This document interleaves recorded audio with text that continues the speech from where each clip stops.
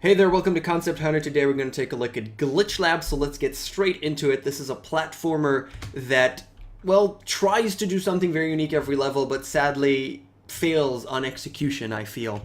So there was supposed to be an intro here. You collect a coin. The coin is meaningless, explaining plot and everything, but due to budget costs I had to cut it out. Welcome to Glitch Lab, and then on the opposite side of the door it tells you to press up to enter doors. So this is the first very obvious thing that I keep on saying every single time. Space jumps and up enters doors. Why is that? So up should jump and space shouldn't even be a function because you only have these two functions: doing something, which is entering doors or flipping switches later on, and jumping. The doing something could be the down arrow, and then I could play with one hand, and it feels a lot better to control a character's movement with only one hand. That's something that I keep saying every single time, pretty much. Alright, so here I have to jump in order to get to the other side, and then you tell me use space to jump after I had to use it.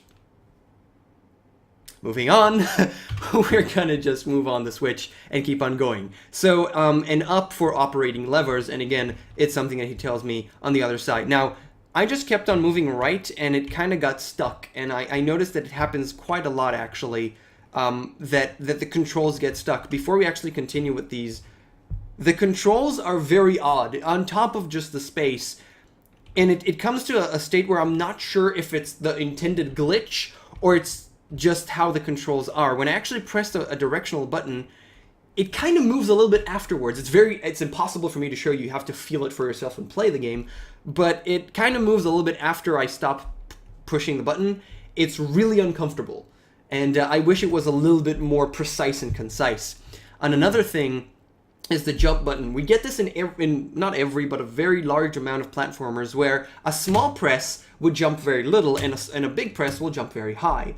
But what usually occurs is that a standard press will jump pretty highly, and a longer press will jump all the way, a little bit higher than that. So the range is usually not very big. Here we have it throughout the entire breadth of the jump. So a very tiny jump would basically mean nothing, and a long one would give me the full jump.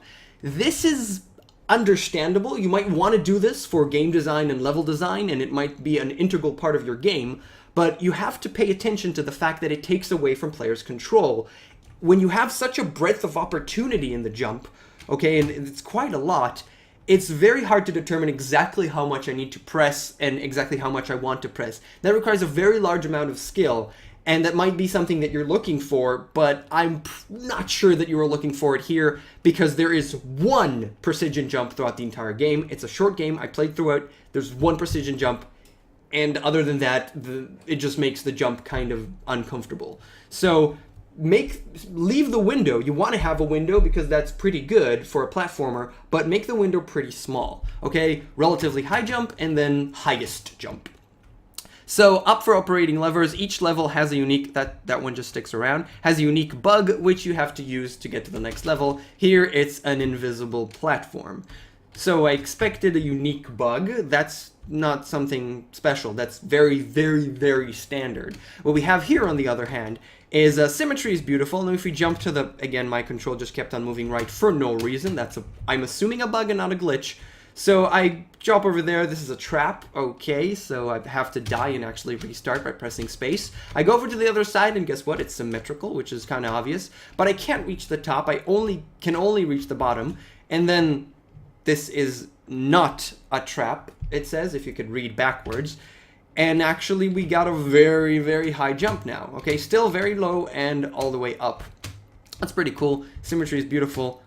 And we get over there. So it wasn't really a glitch that I needed to find. It was the only thing I could do in the game. Now here, another level where I jump to the left and I die instantly, so I cannot collect that coin. But if I jump to the right, the gap is impossible, by the way. I just don't die. So again, the only thing I could do was just that, and it wasn't really a glitch. It didn't feel like a glitch. Here we have the exact same thing as we had previously, invisible platforms, and they're basically telegraphed by just these things are just there. It's very obvious. It's the only thing I can do. And that's really where the game fails on level design and really the awesome feeling of finding these glitches. That's the only thing you could do. I'm not really playing here. I'm going through a very linear, very obvious experience. There's no skill, there's no puzzle, there's no figuring out, there's nothing. You just kind of go through it. The concept is really nice, and I wish you'd make it a lot stronger. And here, yeah, I just can't die. But there's just, it kind of feels like, oh, okay, this is what he decided to do in this level. Oh, this is what he decided to do in this level. This is the first level where you kind of have to figure it out. You die, and then you get a short invincibility timer that allows you to go through that barrier. So this level actually had something, but the other ones just didn't really. And I could keep going, but I feel there's no real need to it. I wish you'd go wider and stronger with the concept and fix the execution and the controls specifically, and otherwise this could be a really, really cute game. It's just kind of lacking in that sense currently as it stands. When I started up the game, it was actually Hex Flixel, which we missed, and Naziwam is the author for Glitch Lab. Thank you so much for watching Concept Hunter. Hope this has been interesting, and I'll see you guys next time. Bye.